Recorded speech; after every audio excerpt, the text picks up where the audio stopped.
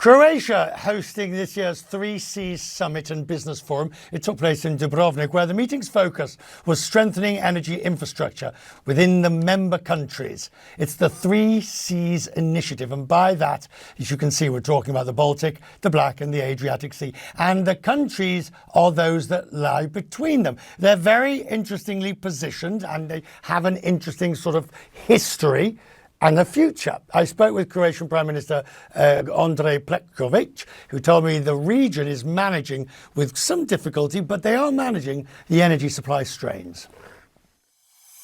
Given the fact that we are in the midst of yet another energy crisis, first one after Russia's aggression against Ukraine, now with the war in the Middle East and the Strait of Hormuz, which is not functional, we are seeking for ways how we can increase our resilience, how we can help each other in order to undertake measures that will ensure the energy security. Today, to answer your question, Croatia and Bosnia and Herzegovina actually signed the bilateral agreement to extend the gas interconnection for the parts of Bosnia and Herzegovina where the gasification hasn't been done.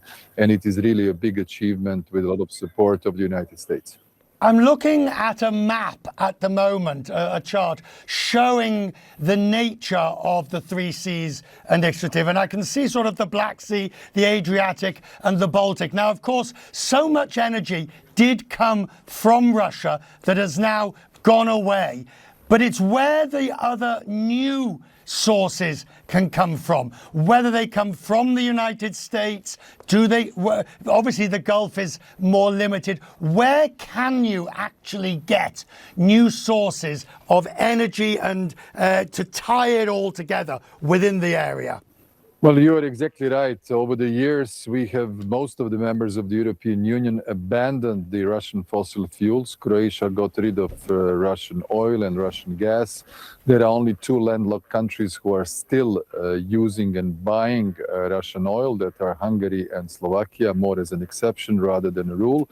Croatia has, in my first mandate as a prime minister, invested into the liquefied natural gas floating terminal at the island of Krk, and now 67% of the liquefied natural gas that is acquired by Croatia, but also for other operators in the region, comes from the United States. So we have diversified the routes of supply of gas as well as oil to the countries of Central and Eastern Europe. I think this was a strategic decision which has completely altered previously fully dependent energy situation on Russian fossil fuels.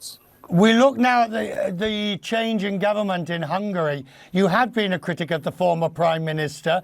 You must be sort of looking forward to closer relations, or at least less disruptive relations from Hungary. What is your view on how, but let's face it, this new government is still on the right.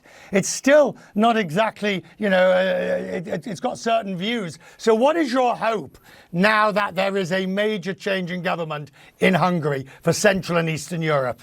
First of all, we respect the very clear victory of Peter Magyar and Tisa at the parliamentary elections after 16 years of Prime Minister Orban's tenure as Prime Minister. In Hungary, like Poland, you basically have a division of political spectrum that the left is completely uninfluential, barely existent, and you have basically different political parties from center-right to right fighting for the support of the electorate. When it comes to the European role of Hungary, we have high hopes for Mr. Magyar.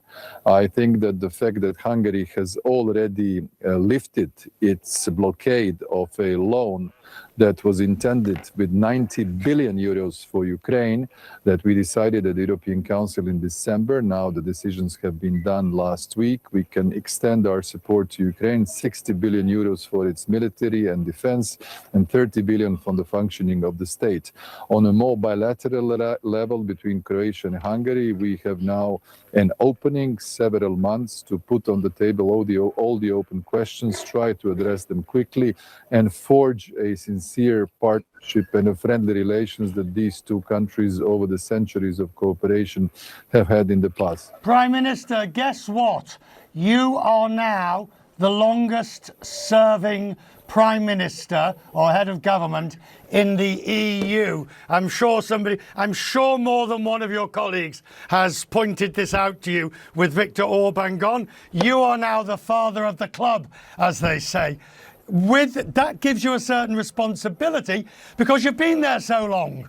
It's certainly an experience and a responsibility that I'm willing to, I would say, put on my shoulders and try to use all the experience and knowledge and also the influence of Croatia, but also personal touch into the critical debates that we have now, whether it's security, whether it's defense, competitiveness, or the forthcoming negotiations on the 7-year budget, which is the multi-annual financial framework. Certainly it's a privilege, but most of all, with the confidence that the Croatian citizens have given me over the 3 consecutive electoral victories in last 10 years. That is the Prime Minister of Croatia.